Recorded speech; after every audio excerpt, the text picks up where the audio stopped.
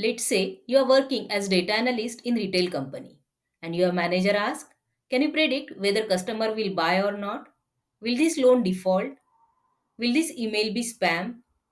Will this patient have disease? Yes or no?" These questions are not about how much. They are questions about which category. And today we are breaking down most widely used classification algorithm in analytics, machine learning, marketing, finance, healthcare, and almost every data-driven industry. Logistic regression. Welcome back to Shital's Data Desk, your home to clear, practical, and beginner-friendly explanation in data, statistics, and analytics. In this video, we will take deep, intuitive, and technical journey through everything you need to know about logistic regression, from core concepts all the way to evaluation, regularization, and real-world applications. You will see all topics on screen, and we will break each one down step by step.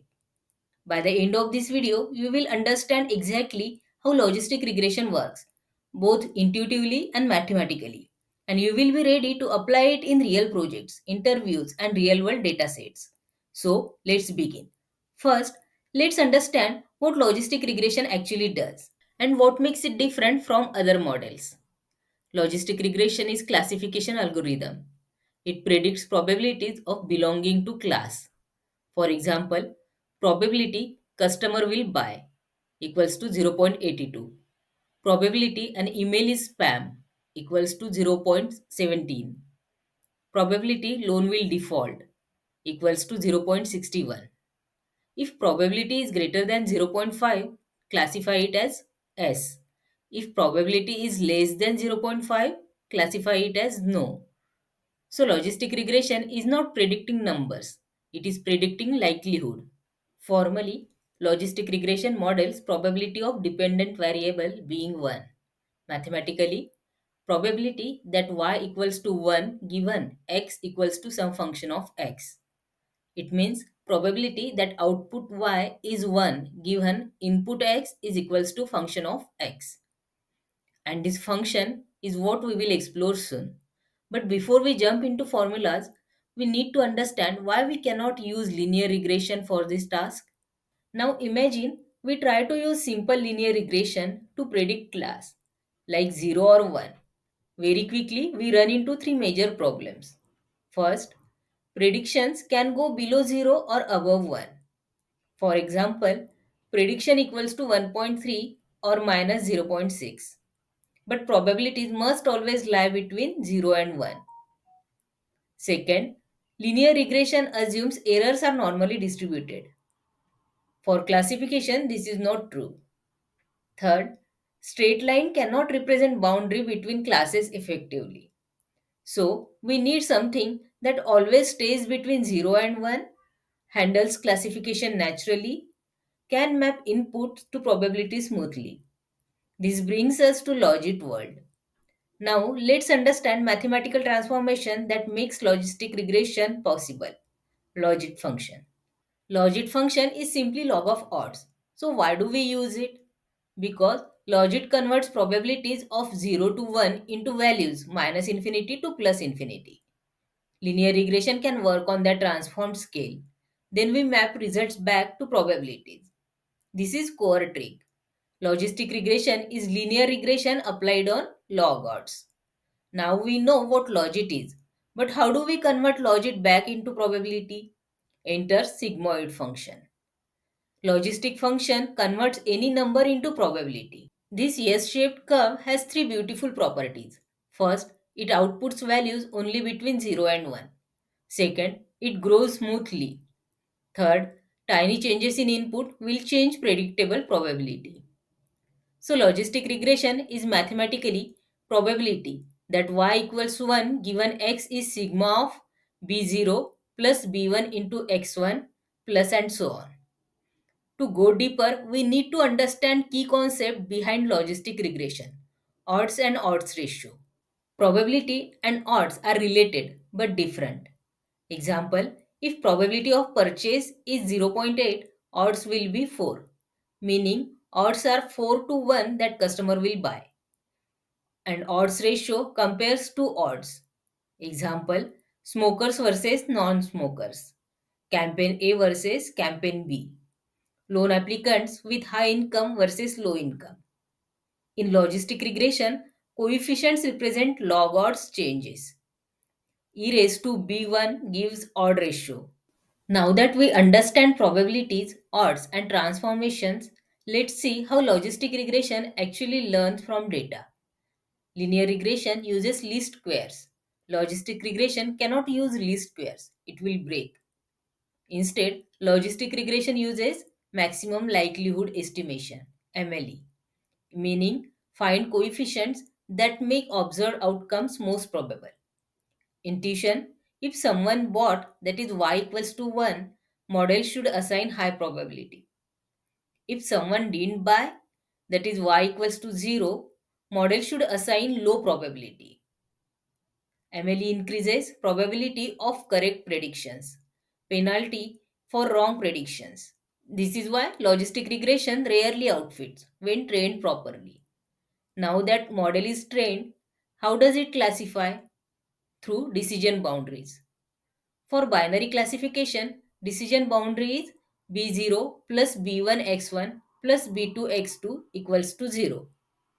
This is line in 2 dimension, plane in 3 dimension, or hyperplane in higher dimensions. It splits data into two groups, class 0 and class 1. Everything on one side is predicted yes and on other side predicted no. But real world classification is not just about predictions. It is about choosing right threshold.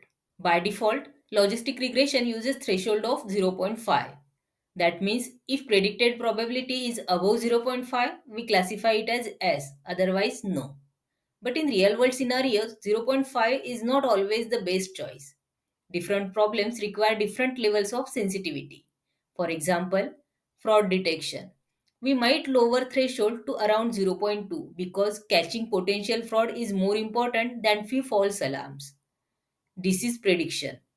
Threshold like zero point 0.3 is often used since it is safer to flag more possible cases and avoid missing someone at risk. Spam filtering. Here, we may increase threshold to zero point 0.7 to make sure legitimate emails don't get mistakenly marked as spam. So, threshold is not fixed. We adjust it based on problem, risk involved, and what matters more, false positive or false negative. Threshold affects sensitivity, specificity, precision, and recall. And that's why evaluation metrics matter. Now that our model is trained, how do we know if it is actually performing well? That's where model evaluation comes in. Let's break down most important metrics used for logistic regression. First, confusion matrix. It summarizes model's predictions into four categories. True positives. Model predicted S and it was actually S. False positive. Model predicted S but truth was no. True negatives. Model predicted no and it was actually no. False negatives. Model predicted no but it should have been S. This matrix gives us full story, not just how often model is right but also how it goes wrong. Second, accuracy. Accuracy tells us overall correctness. Out of all predictions, how many were correct. But here's the catch. Accuracy is not reliable for imbalanced datasets.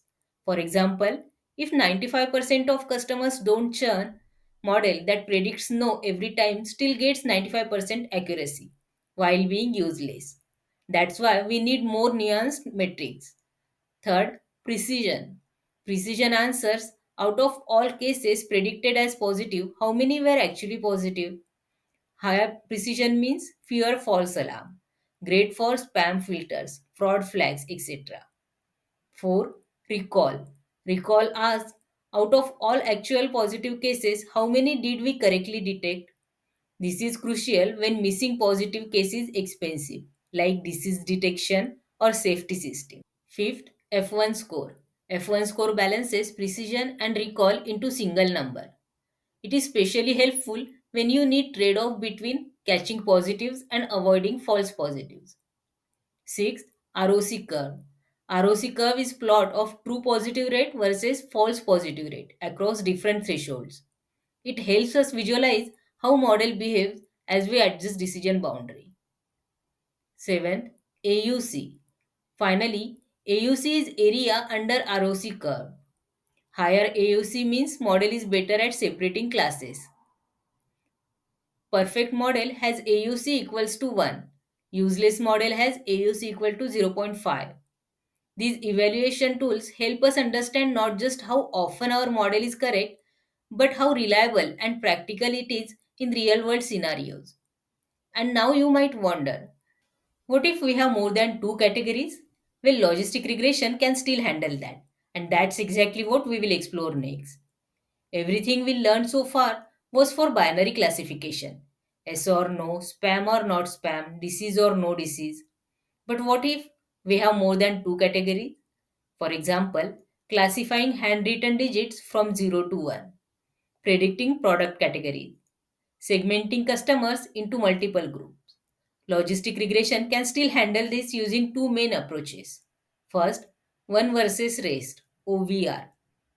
Here, we train our model per class. For example, in 4-class problem, we train 4 separate logistic regression models. Each one tries to predict whether sample belongs to its class or not its class. It is simple, intuitive, and widely used. Second, multinomial logistic regression. Instead of multiple models, this uses one single model to consider all classes simultaneously. It is more mathematically elegant and often performs better when classes overlap. Both of these methods allow logistic regression to scale from binary to multi-class problems with ease. Now that we know how it works for multiple categories, let's tackle very important question.